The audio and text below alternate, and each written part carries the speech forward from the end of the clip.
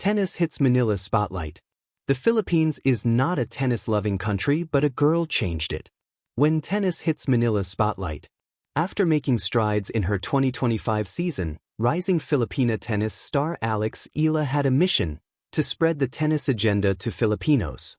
Fortunately, Philippine Sports Commission, PSC, also had the same vision when they claimed the hosting of the inaugural Philippine Women's Open, the first ever Women's Tennis Association, WTA, approved competition in the country.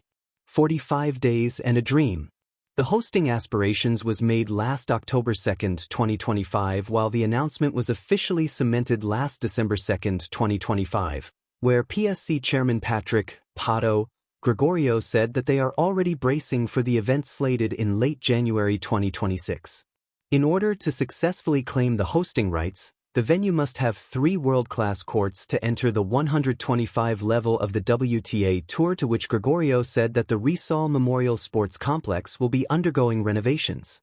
The event, made possible also with the supervision of Philippine Tennis Association, (PHILTA), featured a 32-player singles draw and 16-team doubles field with a $115,000 prize pool.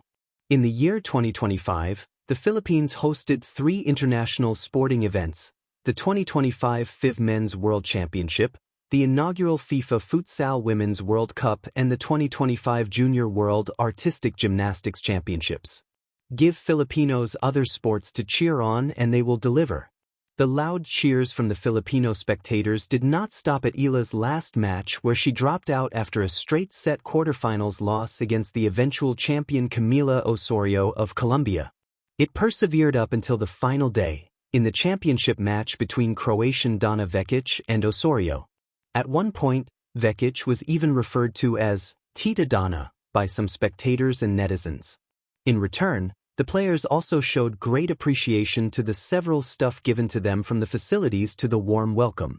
The finalists also expressed wanting to come back in the Philippines in the future.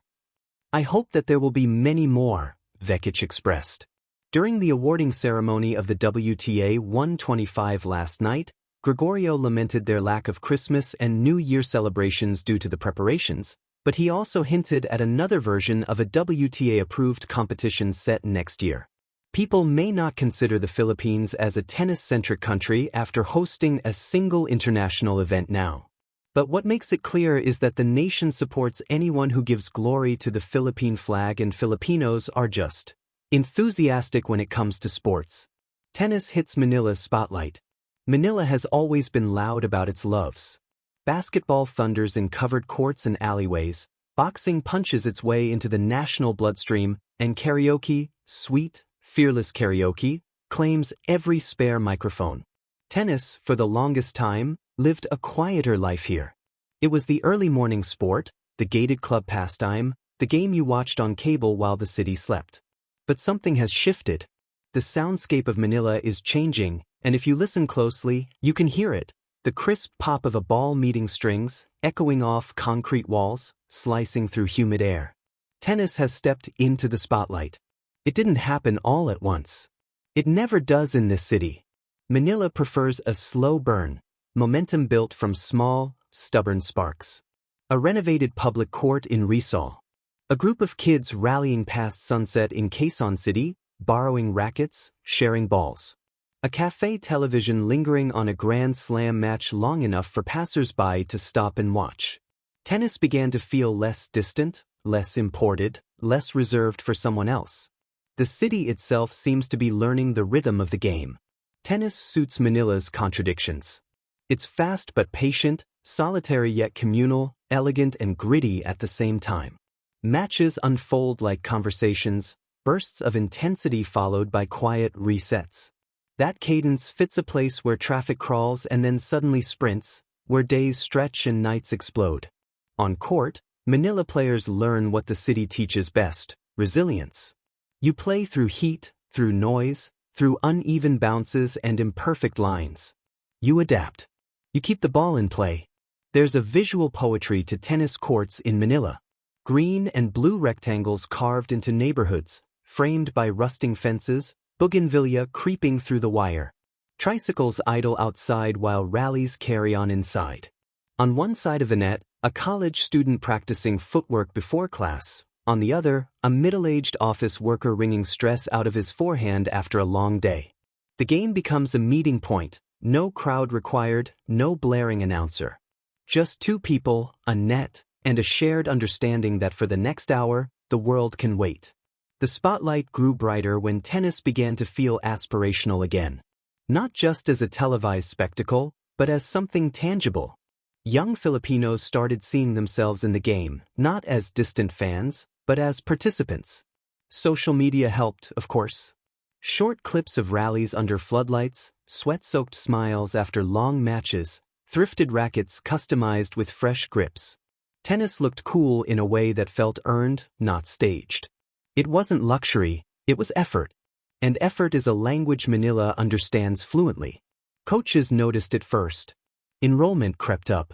Weekend clinics filled faster.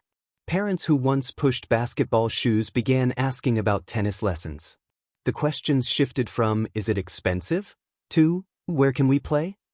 Public courts mattered more than ever. Every accessible space became a statement. Tennis is not exclusive, it's here. It's ours. The city's tennis culture carries a distinctly Filipino warmth. Matches rarely end without laughter. Advice is shouted across the net mid-rally. Strangers become doubles partners within minutes. There's competitiveness, yes, but it's softened by humor, by shared water bottles, by the understanding that everyone is fighting the same heat. Victory is sweet, survival is sweeter. In the evenings, when the sun finally loosens its grip, tennis courts glow. Floodlights flicker on, moths dance, and the city exhales. This is when Manila tennis feels most alive. The tempo quickens. The ball moves faster. Footsteps scuff, strings hum, and for a moment, the chaos of the day is reduced to a simple equation. See the ball, chase the ball, hit the ball. Repeat. What's striking is how tennis reframes the city. Manila is often described in terms of congestion, noise, and excess.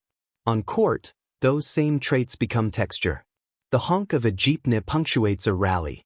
Music drifts over the fence. A sudden shout from a nearby basketball game competes with the call of out. Tennis doesn't demand silence here, it coexists. The sport adapts, and in doing so, feels more alive. The spotlight also shines backward, illuminating history that deserves another look. Filipino tennis has its stories, athletes who competed internationally, players who carried the flag with quiet pride. As interest grows, those names resurface, inspiring a new generation to imagine what's possible. The narrative expands from we watch to we can. Tennis in Manila isn't chasing dominance, it's chasing belonging. It's about carving space in a crowded city and claiming time in busy lives. It's about discovering joy in repetition, confidence in improvement, calm in motion. The game teaches patience in a place that tests it daily. It rewards discipline without demanding perfection.